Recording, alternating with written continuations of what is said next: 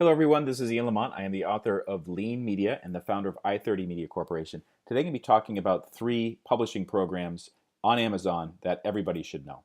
And you've probably heard of some of them, the ones on the left, Amazon KDP, which publishes ebooks on Amazon for the Kindle, KDP Print, which is a print-on-demand service. It replaces CreateSpace, another print-on-demand service that Amazon is now phasing out. And if you're a larger publisher, you may have heard of Vendor Central. I'm not going to be talking about those programs today. The ones I'm going to be talking about are Amazon Advantage, Amazon Advertising, and Seller Central. I'll talk about the pros and the cons, show some examples, and then hopefully fill you in on what might be useful to your own publishing business. So Amazon Advantage is a wholesale program for getting physical media into Amazon's warehouses where it can be bought by people who are browsing Amazon.com or using the Amazon mobile app. You need to have an ISBN or a UPC code. And for my own business, I use it for two things. One is for my book, Lean Media. The other one is for these products called cheat sheets, which I sell on Amazon using the Amazon Advantage program. And the way it works is every week, Amazon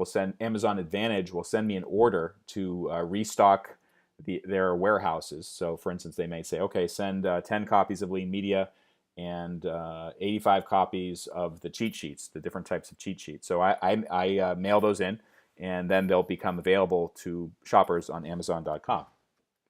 So the great thing about it is if you're printing books, offset printing, or maybe digital short run, or any other type of media product that's a physical copy, you can get it into Amazon's warehouses using this model. Product pages are actually more detailed than the standard product pages you get if you're using Amazon KDP or KDP Print.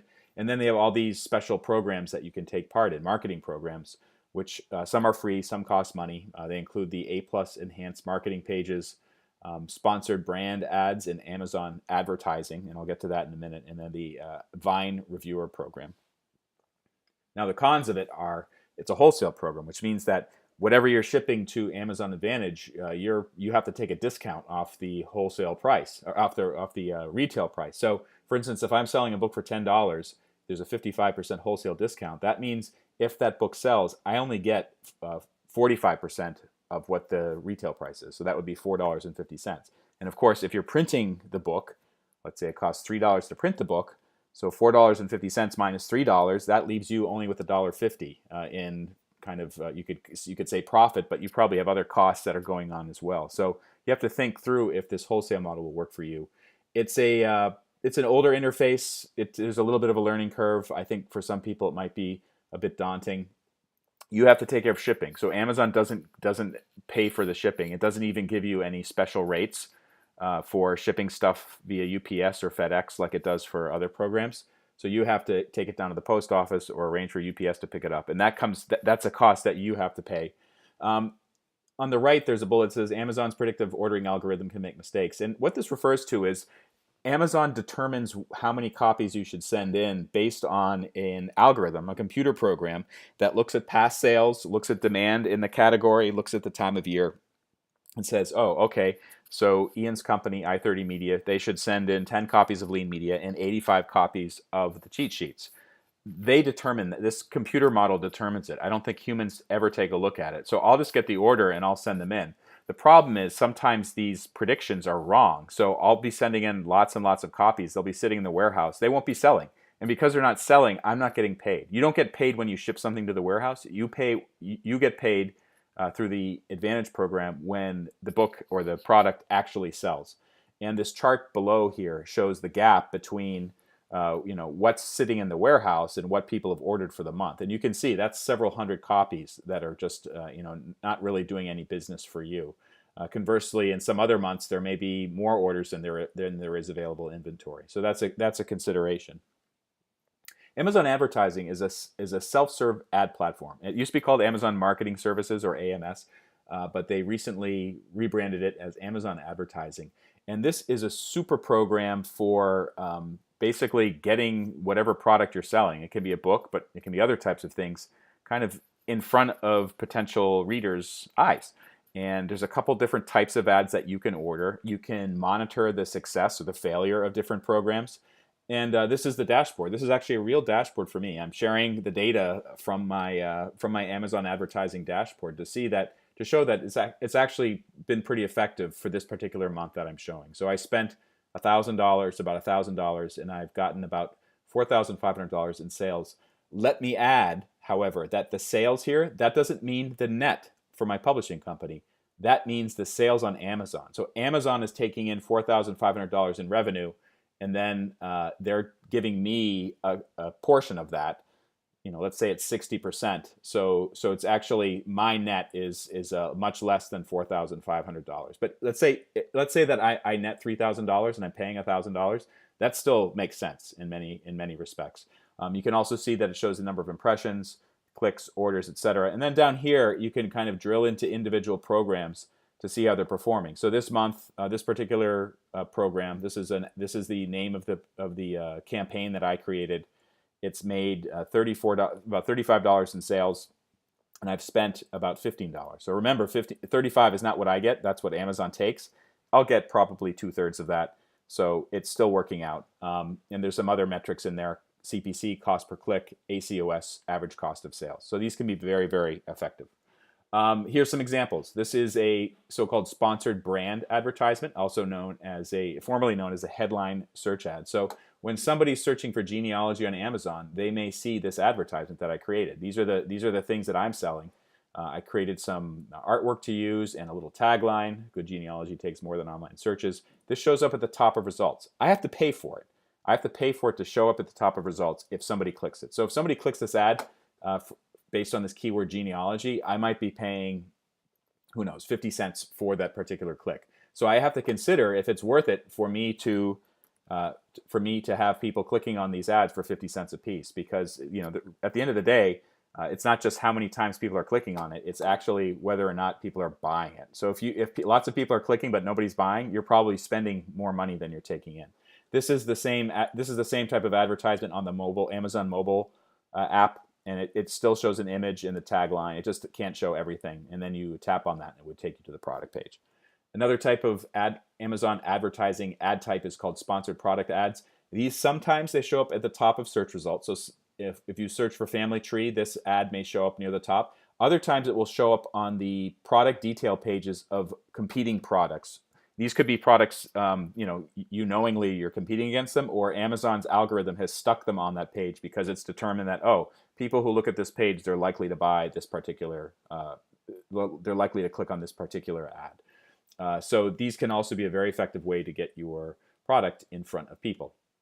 Here's another type of ad called product display ad. These are a bit mysterious. They're supposed to show up underneath the buy box at the top of the Amazon product page, or sometimes beneath the top description.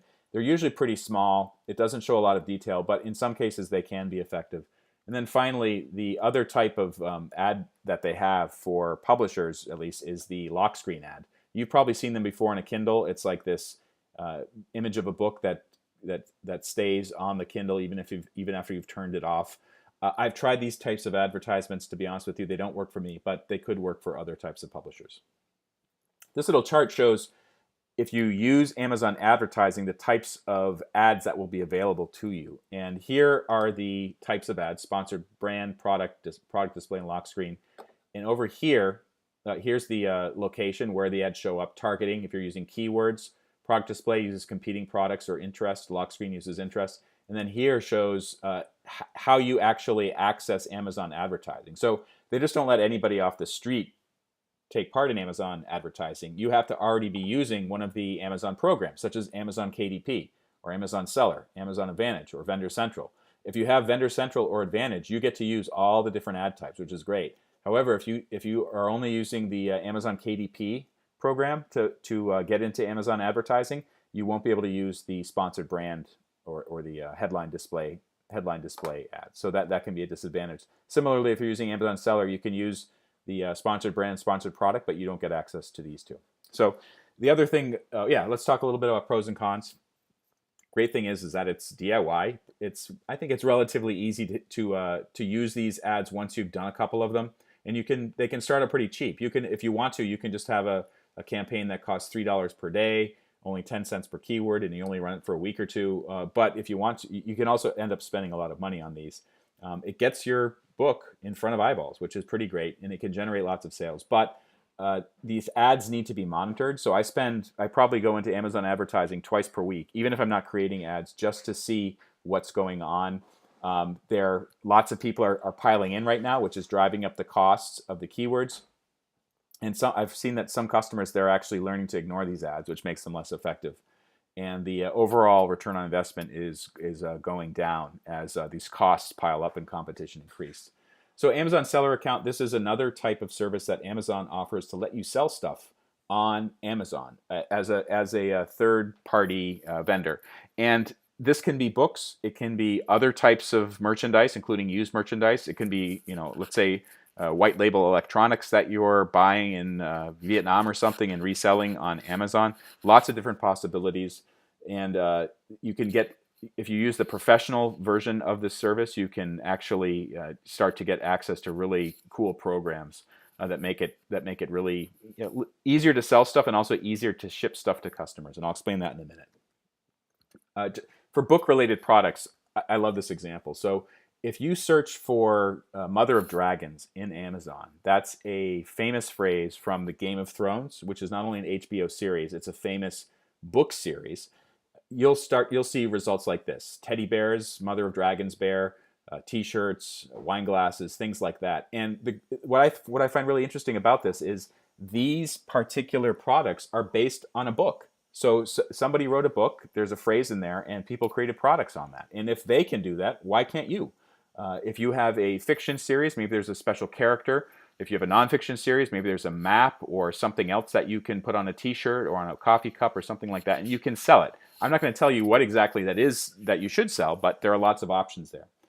There's a couple ways to sell stuff using the Amazon Seller Pro account: FBM, which means fulfilled by merchant, and FBA, which means fulfilled by Amazon. What this basically means is either you will ship the product yourself to the customer, Amazon will send you the information and you can buy a shipping label from them, or you ship all of the products like in a big carton. Like say you have 100 Mother of Dragons T-shirts, you put them in a box, you ship them to Amazon's warehouse, and then when somebody orders them on Amazon.com, Amazon handles the fulfillment.